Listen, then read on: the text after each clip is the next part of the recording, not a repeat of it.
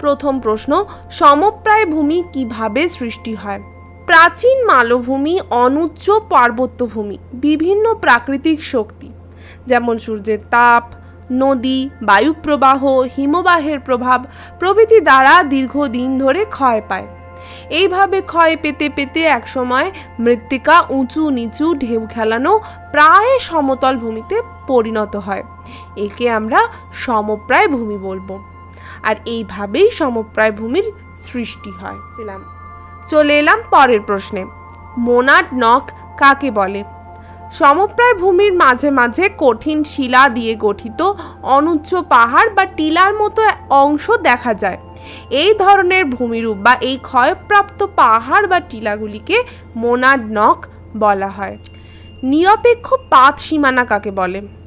যে সীমানা বরাবর দুটি পাত পাশাপাশি অগ্রসর হয় কিন্তু তাদের মধ্যে কোনো সংঘর্ষ হয় না, তাকে আমরা নিরপেক্ষ পাত সীমানা বলি।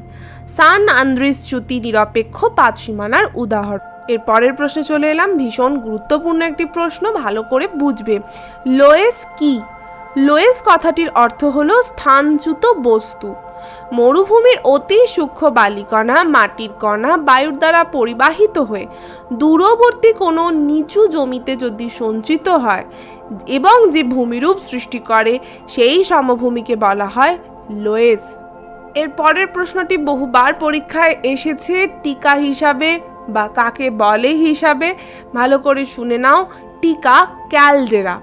ক্যালডেরা একটি স্পেনীয় শব্দ। এর অর্থ কি? বৃহৎ সদৃশ অগভীর জ্বালামুখ।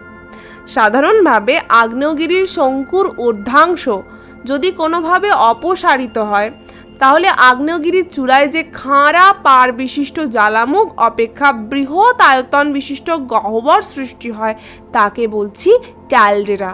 সাধারণত এর ব্যাস 15 থেকে প্রায় 25 কিলোমিটার, মানে চিন্তা করতে পারছো কতটা বৃহৎ। একে আমরা বলছি ক্যালডেরা। পরের প্রশ্নে চলে এলাম, গ্রাবেন কি? ভূপৃষ্ঠের শিলাস্তরের উপর প্রবল নিম্নচাপের ফলে কোনো সময় দুটি সমান্তরাল চ্যুতিরেখার মধ্যবর্তী অংশ খাঁড়াভাবে নিচে বসে যায় এবং কি তৈরি করে? গ্রস্ত উপত্যকা।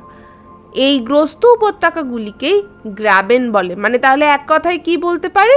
গ্রস্ত উপত্যকাগুলি হলো গ্রাবেন। এরকম কোথায় দেখা যায়? জার্মানির রাইন নদীর উপত্যকাটি গ্রাবেনের উদাহরণ।